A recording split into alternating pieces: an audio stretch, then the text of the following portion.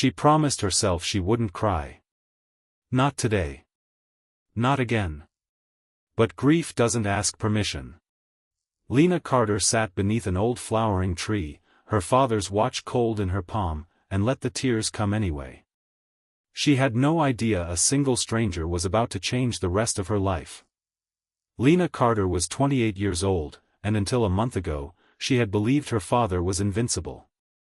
He wasn't a wealthy man by the standards of the city around them, but he had built something rare, a small publishing house, started in a rented office with 3 employees and a stubborn belief that good stories mattered more than fast profit. He named it after Lena's mother, who had died when Lena was 6. He raised Lena alone, and every night before bed, no matter how exhausted he was from the day, he told her the same thing. You are capable of more than you know. She hadn't believed him then. She wasn't sure she believed him now. Because 4 weeks ago, her father's heart simply stopped. No warning. No goodbye. One morning he was reviewing manuscripts at the kitchen table, and by evening, Lena was standing in a hospital hallway signing papers she didn't remember signing. And today she had gone into the office for the first time since the funeral, sat down at her father's old desk, and opened the company's financial records. What she found nearly stopped her own heart. The publishing house was almost bankrupt. Months of quiet decline her father had hidden from everyone, including her. Debts. Missed payments. A company on the edge of collapse, and no one left to save it but her. So she had walked to the garden near her apartment, the one place that still felt like it belonged to a version of her life before everything broke, and she had let herself fall apart. That was when the voice came. You don't have to tell me what happened. Lena spun around, quickly wiping her face with the back of her hand, humiliated to be caught like this by a stranger. A man stood a few feet away. Tall, dark-haired, dressed simply but with the unmistakable ease of someone comfortable in his own life. He held out a white handkerchief. Just don't cry alone, he said. She hesitated. Strangers didn't usually offer kindness this easily in her experience. Usually kindness came with a price tag, a favor owed, an angle. But something about the way he said it made her believe he wanted nothing at all. Thank you, she whispered, taking it. You're welcome. He didn't ask why she was crying. He didn't push, didn't pry, didn't fill the silence with the kind of hollow questions people usually asked when they didn't actually want the honest answer. Instead, he simply sat down on the far end of the bench, hands in his pockets, and looked out at the garden as if he had all the time in the world. The silence between them stretched on. And strangely, it didn't feel uncomfortable. It felt like the first quiet moment she'd had in weeks that didn't hurt. Finally, she spoke. My father passed away last month. The man turned toward her, his expression softening. I'm sorry. He was the only person who ever really believed in me. She looked down at the handkerchief crumpled in her hands. And today I found out that the company he spent his whole life building is about to disappear. He listened. He didn't interrupt. I've spent years trying to make him proud, she continued, the words spilling out faster than she meant them to. Now everything he built is falling apart, and everyone keeps telling me the smart thing to do is sell it and walk away. But you don't want to sell it. But you don't want to sell it. She looked up at him, surprised. No. I don't. Then don't. She let out a short, disbelieving laugh. It's not that simple. No, he agreed.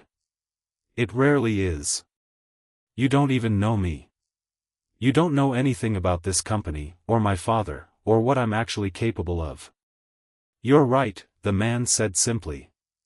I don't. Then how can you say, don't sell it, like it's obvious?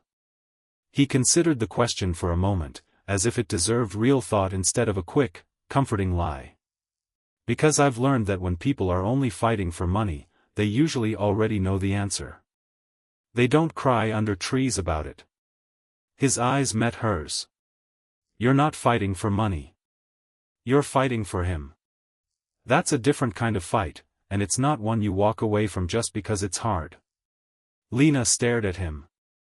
No one, not her friends, not her father's old business partners, not even the lawyer who had spent an hour that morning gently suggesting liquidation, had said anything close to that. For the first time in weeks, something in her chest loosened, just slightly. She smiled. It was small, barely there. But he noticed. He stood, brushing off his jacket, and offered her one last thought before he turned to leave. Whatever happens with the company, don't let one bad chapter convince you the whole story is over. Then he walked away down the garden path, hands back in his pockets, disappearing around the hedges as easily as he'd appeared. Lena sat there long after he'd gone, turning the handkerchief over in her hands. She didn't know his name. She didn't know where he worked, or where he lived, or whether she would ever see him again, but for reasons she couldn't quite explain, she didn't wash the handkerchief that night. She folded it carefully and set it on her nightstand instead, like something worth keeping. She told herself she wasn't going back to the garden for him. She told herself it was simply the only place that felt bearable right now, the one corner of the city that hadn't been touched by grief or spreadsheets or her father's empty office chair. She told herself a lot of things that morning, walking the same path, sitting on the same bench beneath the same tree. She wasn't expecting him to be there. He was. Holding 2 cups of coffee. I guessed you might come back, he said, holding one out to her. Lena blinked, caught somewhere between surprise and something warmer. You remembered which bench? I remember things that matter. She took the coffee, sat down, and for the first time since the funeral, felt something close to normal. His name, she learned, was Elias Blackwood. He didn't offer much beyond that at first, not his job, not his last name's weight in this city, not the kind of details people usually led with when they wanted to impress someone. He talked instead about books he loved, cities he'd traveled to and never quite left behind, music that reminded him of people he'd lost. He asked her questions and actually waited for the answers. It became a habit neither of them planned. Coffee in the garden most mornings. Sometimes just 20 minutes before Lena forced herself back to the office to face the numbers she didn't know how to fix. Sometimes longer, when the weight of everything felt too heavy to carry back to her desk right away. She learned, slowly, that Elias owned a design firm, a successful one, though he mentioned it the way most people mentioned a hobby, without any of the self-importance she'd have expected. He never once offered her money. He never once offered to handle things. He simply showed up, listened, and reminded her, gently, consistently, of what her father had always seen in her. You're stronger than you think you are, he told her one morning, when she admitted she'd spent the previous night going through the company's books until 3 a.m. and found nothing but more bad news.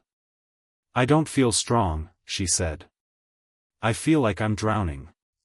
Drowning people don't spend their nights trying to save a company most people already told them to let go of. She didn't have an answer for that. She just sat with it, letting the words settle somewhere she could return to later, on the harder days. And there were harder days coming. She could feel it, in the tightening voices of her staff, in the emails from creditors that arrived a little more often, a little less patient each time. The company her father built with nothing but stubbornness and belief was still sinking, no matter how many hours Lena poured into keeping it afloat. But for the first time since his death, she wasn't sinking with it entirely alone. Lena would remember the exact time for the rest of her life, not because it was dramatic, but because it was the moment everything she'd spent a month fighting for finally slipped out of her hands. We're withdrawing, the investor's assistant said, her voice clipped and rehearsed, like she delivered this line to a dozen other people that week. Mr. Renner reviewed the latest numbers. He's decided to pull out.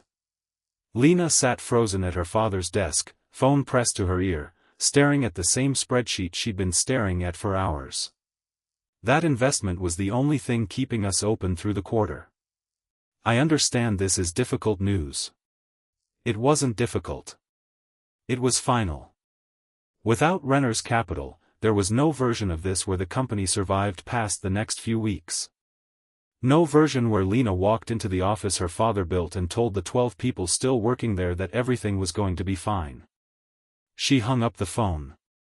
She didn't cry this time. She was too hollowed out for that. She just picked up her coat and walked, without thinking about where, because her body already knew. Elias arrived at the garden 15 minutes after her call. "I can't save it," she said the moment he was close enough to hear her, her voice flat in a way that scared her more than tears would have. "I've done everything. I cut costs. I renegotiated with 3 vendors. I took a smaller salary than the interns. And it's still not enough." Elias didn't rush to reassure her. He simply stepped closer, close enough that she could feel the warmth of him against the cold night air. "You don't have to save everything alone. I don't want you to rescue me." The words came out sharper than she meant them, months of pride and grief tangled together. "If you write a check right now, I'll never know if I could have done this myself. And I need to know that. Do you understand?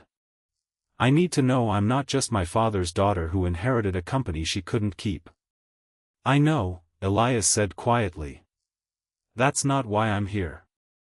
"Then why are you here?" She just didn't yet know how much that was about to matter. He looked at her for a long moment, and something in his expression shifted, the easy calm he always carried replaced, just for a second, by something rawer. "Because I care about you," he said. "More than I probably should, this early. More than makes sense for 2 people who met because you were crying under a tree a month ago." Lena's heart caught. "How much?" "More than I know what to do with." The garden went quiet around them. Somewhere behind the hedges, the city kept moving, cars, distant voices, a life continuing on without any regard for the fact that Lena's felt like it was ending. "I'm scared," she admitted, finally, the words she'd been swallowing for weeks. "Of what?" "Of losing everything again. My father. Now this. I don't think I can survive losing something else that matters." Elias reached for her hand, slow enough that she could pull away if she wanted to. She didn't. "Then we don't lose it in one night," he said. "We take this one step at a time. Starting tomorrow." "What happens tomorrow?" "Tomorrow," he said, "you stop trying to convince investors to believe in a spreadsheet. You show them what I saw the first morning I brought you coffee, someone who wasn't going to quit no matter how many people told her to." The next morning, Elias did something Lena hadn't asked for and almost refused. He introduced her to a small group of investors, not people he controlled, not a favor bought with his name, but contacts he trusted enough to know they wouldn't waste her time. "I'm not giving you the company," he told her before the meeting, sensing the tension in her shoulders. "I'm giving you a room. What happens inside it is entirely yours." It should have felt like charity. Instead, it felt like the first real chance she'd had in weeks. Lena walked into that boardroom with nothing but her father's business plan, for years of company history, and a voice that shook for the first 30 seconds before it steadied. She spoke for nearly an hour. Not about numbers first, about her father, about why the company existed, about the writers who'd been given a chance nowhere else would give them, about what it meant to keep a promise to someone who could no longer hold you to it. When she finished, the room was silent. Then one investor, older, sharp-eyed, the kind of person who didn't waste compliments, stood up. "I believe your father would be proud." It wasn't a yes. Not yet. But it was the first time in a month that Lena walked out of a room feeling like the fight wasn't already lost. That night, back in the garden, she told Elias everything, the silence in the room, the investor's words, the strange feeling of having said her father's name out loud to strangers and not falling apart. "You did that," Elias said. "Not me. I just opened a door." "You didn't have to." "No," he agreed. "I wanted to."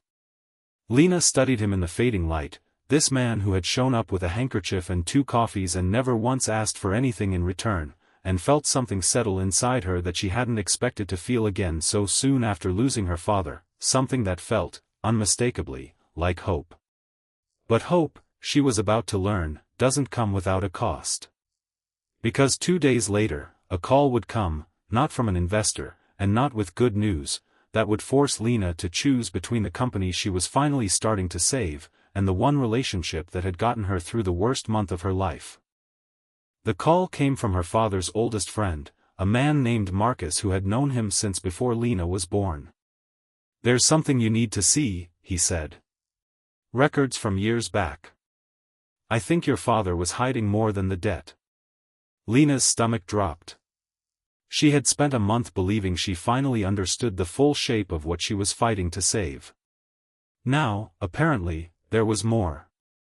She almost didn't tell Elias. Some old, guarded part of her wanted to face this alone, the way she'd told herself she needed to prove she could. But she thought of what he'd said in the garden, "We don't lose it in one night," and for the first time in her life, she let herself ask for company instead of carrying something by herself. "Come with me," she said. Elias didn't hesitate. "Where?" "To find out what my father never told me." What they found wasn't a scandal. It wasn't a secret debt or a hidden failure. It was a drawer full of letters. Dozens of them, written over years, from authors her father had quietly supported, sending them money when publishing houses far larger than his had turned them away, believing in stories no one else would take a chance on. He'd never told Lena. He'd never asked for anything back. He'd simply kept giving, year after year, long after it made any financial sense. One letter, dated only months before he died, was from a young writer he'd funded through his final years. It ended with a single line that made Lena's hands shake as she read it. "You told me my story mattered before I believed it myself. I hope someday I can tell someone the same thing, and mean it the way you did." Lena sat on the floor of that old storage room, letters scattered around her, and finally understood something that had eluded her since the day her father died. He hadn't just built a company. He had spent his whole life proving, one person at a time, that believing in someone was never wasted, even when it cost him everything. That was the story she had been trying to save. Not a business. A promise. She looked up at Elias, who had stayed silent through all of it, letting her have the moment without trying to fill it. "I understand now," she said. Why he never gave up, even when it made no sense. He wasn't protecting a business. He was protecting what it meant to believe in people. Elias knelt down beside her. "That's what you've been doing too. You just didn't see it." 2 weeks later, the investor group came back with an answer. They said yes.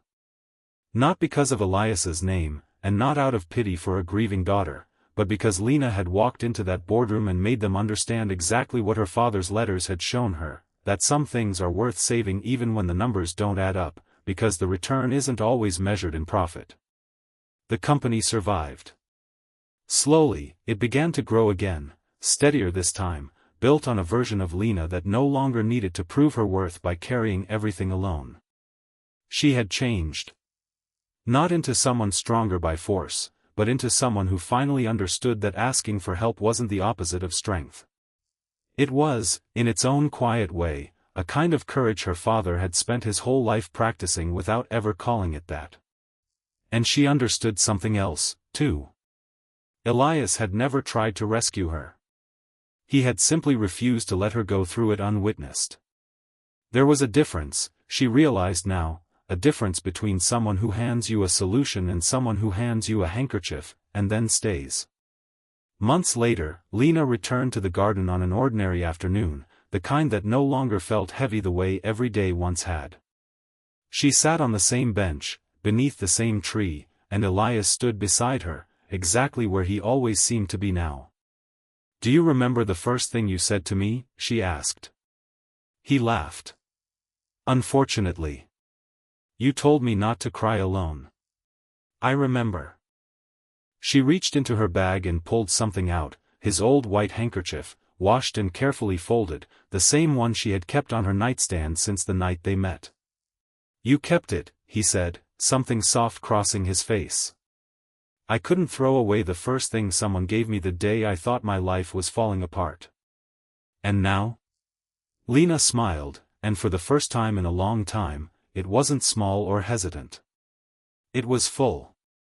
Now I think it was the beginning of everything. Elias sat down beside her, close enough that their shoulders touched. I never planned to meet you, he said. Neither did I. Would you change that day, if you could? She shook her head without a moment's hesitation. Never. He reached for her hand. This time, she didn't just let him take it, she held on. She rested her head against his shoulder, and the garden settled into the kind of quiet that no longer felt like grief. The flowers moved gently in the breeze, and somewhere beneath that old tree, Lena finally understood what her father had spent his whole life trying to teach her. Sometimes life doesn't change because someone gives you everything. Sometimes it changes because, in the exact moment you feel completely alone, one person chooses to sit beside you, and stays long enough to help you remember who you were always capable of becoming. Elias never arrived with a fortune. He never promised to fix her life. He simply offered a handkerchief, a few honest words, and the patience to let her save herself. And in the end, that was the only rescue that ever really mattered.